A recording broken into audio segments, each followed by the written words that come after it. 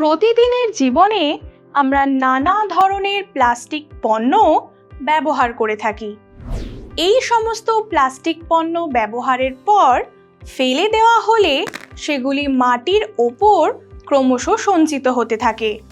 মাটির ওপর দীর্ঘদিন পড়ে থাকার ফলে জলবায়ুর প্রভাবে এই প্লাস্টিক বস্তুগুলি থেকে নিঃসৃত বিভিন্ন রাসায়নিক পদার্থ মাটিকে দূষিত করে তোলে।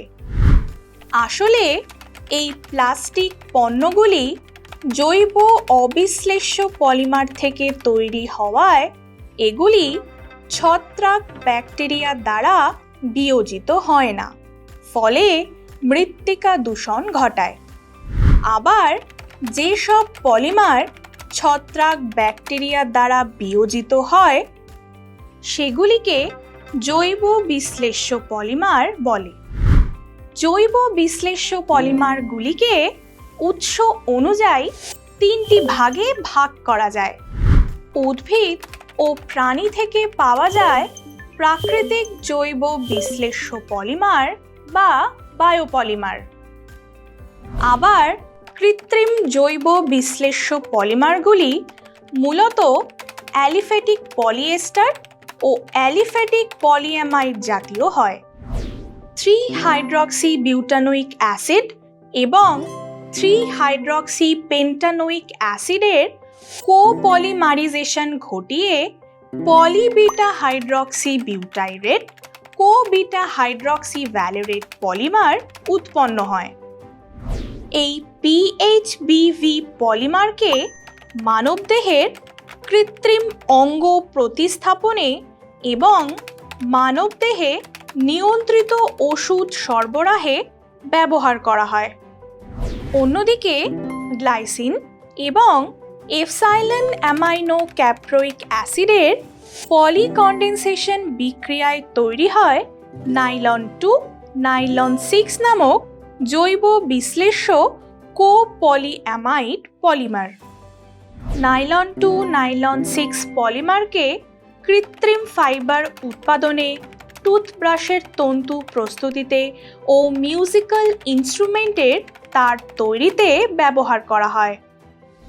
ল্যাকটিক অ্যাসিডের সঙ্গে গ্লাইকোলিক অ্যাসিডের পলিকন্ডেনসেশন বিক্রিয়ায় পলিগ্লাইকোলিক অ্যাসিড, পলিল্যাকটিক অ্যাসিড নামক কোপলিয়েস্টার পলিমার তৈরি হয়। এটির বাণিজ্যিক নাম ডেক্সট্রন। এই পলিয়েস্টার থেকে উৎপন্ন তন্তু বা সুতোকে মানবদেহে অপারেশনের পরে কাটা অংশ সেলাই করতে ব্যবহার করা হয়। ল্যাকটিক অ্যাসিডের স্বপলিকন্ডেনসেশনে উৎপন্ন হয় জৈব বিশ্লেষ্য পলিয়েস্টার পলিল্যাকটিক অ্যাসিড। এটির থেকে উৎপন্ন তন্তু বা সুতো মানবদেহের কেটে যাওয়া অংশ সেলাই করতে ও মানবদেহে ওষুধ সরবরাহে ব্যবহৃত হয়। এপসাইলন ক্যাপ্রোল্যাক্টোন থেকে প্রস্তুত করা হয় জৈব বিশ্লেষ্য পলিয়েস্টার পলিক্যাপ্রোল্যাক্টোন। এটিকে রেজিনে মেশানো হয় ও মানবদেহে ওষুধ সরবরাহে ব্যবহার করা হয়। প্রাকৃতিক পলিমারকে রাসায়নিকভাবে রূপান্তরিত করে cellulose acetate, methyl cellulose, carboxy methyl cellulose প্রভৃতি জৈব বিশ্লেষ্য পলিমার তৈরি করা হয়। পরিবেশ দূষণ কমানোর জন্য জৈব অবিশ্লেষ্য পলিমারের পরিবর্তে জৈব বিশ্লেষ্য পলিমার ব্যবহার করা উচিত, যাতে আমরা দূষণমুক্ত সবুজ পৃথিবী গড়ে তুলতে পারি।